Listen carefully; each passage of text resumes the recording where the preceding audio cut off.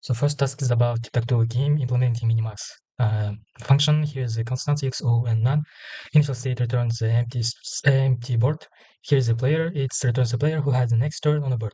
It basically counts x and o's on the board and returns x if x less or equal to o. Otherwise, returns o. Actions, it returns set of all possible actions available on the board. Basically, it returns every empty cells. Result returns the board that results from making move. We take coordinate cells action, and if it's not empty, that cell it raises an exception, which means cell already occupied. And we create a new board and copy the actual board, then we place it and returns a new board. Winner, it returns the player of the game, if there is one. Here we have lines like every row, every column. Here's a row, here's a column, and two diagonal lines. It checks each line. If every member of line is equal to each other, returns the winner, and none if it's draw. Terminal returns true if game is over, false otherwise. If we have winner, it returns true. Game is over, and we don't. If you have some empty space, game is not over. If otherwise, it's game over. So utility function, it returns 1 if x has won the game, returns -1 if O has win the game, and 0 if it's draw. And the minimax function, main function here is the terminal. Checking if the game is over. Current player, we decide which player is going next. Max value, which is basically what x will do in the situation with the board. Here is we start from the worst. Start like for x in minimax, x wants to maximize the value, and O wants to minimize the value of x. Here is basically we start from the worst position, minus infinity for every action. For every possible action, we take one action, and what we'll do, and we get what would O do in that case. And if it's better than our beta, we return it and return beta. And the mean value, it's basically what O does, and we start from the worst case for O. It's basically a positive infinity. For every action that we can take on the board, we try one, and now it's x turn. We ask what you will do, and it returns this value. And if it's less than alpha, basically it's better for O, and we return it.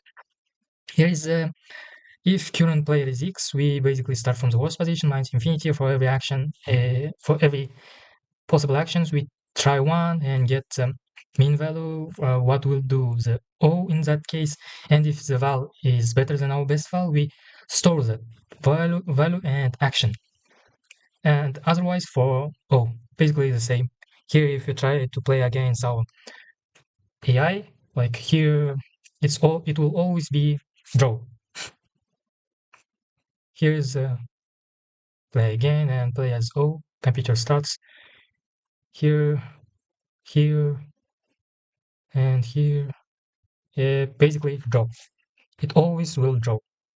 And so the second task is to find paths between two cities. We first import necessary libraries and read the dataset.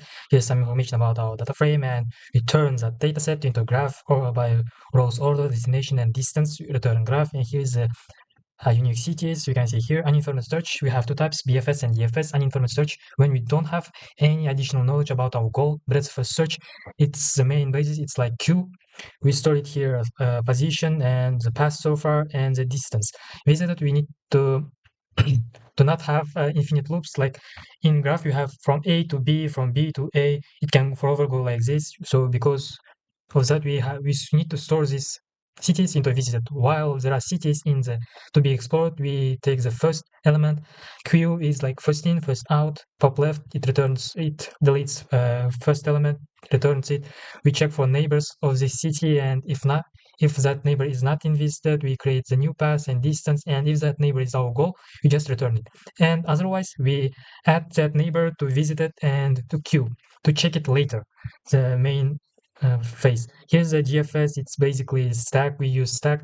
The structure is the same, it's the same visited. While there are cities to be explored, we get first city as the last element. Stack pop returns the last element. If node is visited, we just ignore it. Otherwise, we add that node to visited. For neighbors, for every neighbor to that visited city, we create new paths, and a new distance for neighbors that not been visited. If neighbor is equal to goal, we just return that distance and pass and stack appends it to the end of the stack. And we call the city immediately here. In front search, basically when we have some basic knowledge about our goal. A star search, first we have to find latitudes and longitudes for heuristic function. Here is the straight line distance between two cities using Haversian formula. It takes latitude, longitude, and difference between them and puts some mathematical function. Here's the I star function. It's basically chooses the less f. F it means like j plus h. J is the distance we traveled so far, and h it's basically heuristic function as we defined here. Haversine, straight line from goal to from start to goal. Here we have we return the least f, and if this g is not better, then we ignore it, and otherwise, if node is our goal, we return the path and g. For every neighbor in the for this city, we create our new g, basically g plus distance to that city, and if that's our that's less than our previous best, we just set our new best and set new heuristic function from this city to goal. And here's the adversarial search. In our BFS, DFS, and A-star search, we have only one agent. In adversarial search, Minimax, we have two agents. Basically, they don't find the shortest path, but it simulates two cases. Like one driver wants to minimize the cost, and the other wants to maximize their cost.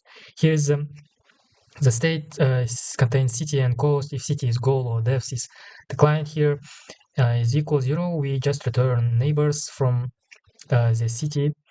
If not neighbors, just like dead end. If we don't have any neighbors, here's a non return none, and the city is maximizer. It basically wants to maximize the best value. It's like starts from the worst for x maximizer. From minus infinity for every neighbor, we just simulate recursively. Here we give false, and it goes here, call each other, and if value is better than this value, we set that and return it. Minimax, it's basically here the difference is like alpha, it's between alpha and best value. If beta is less than our alpha, just break it, cut off. And here's the helper functions. I tried some testing pairs. Here's the printings. Here's the results. Благодарный, Lermontov, BFS, DFS, and A-star kilometers. Using these functions here, I wrote a graph using network X, a library in Python. Here, let's see this Neftekumsk and Svetlograd. BFS goes like this: Neftekumsk to Budinovsk. Budinovsk has two neighbors. It goes to both of the way. Let's take Благодарный. Благодарный also has three neighbors. It goes to three of them. Благодарный to Svetlograd, Благодарный to Невинномысsk and Минеральные воды. So once we reach Svetlograd, it ends. But DFS, depth first search, it goes straight forward. Neftekumsk, Budanovsk, it gets, for example, Zelenokumsk, and it goes to Georgivsk. Georgivsk has many paths here. Let's say it chooses here. Also, it has many, but it goes only one way. So here and here. So that's why it's might be higher. But BFS needs more storage. Pamit. A-star here is basically best, and if you check it here, you can see 2 and 8. Here is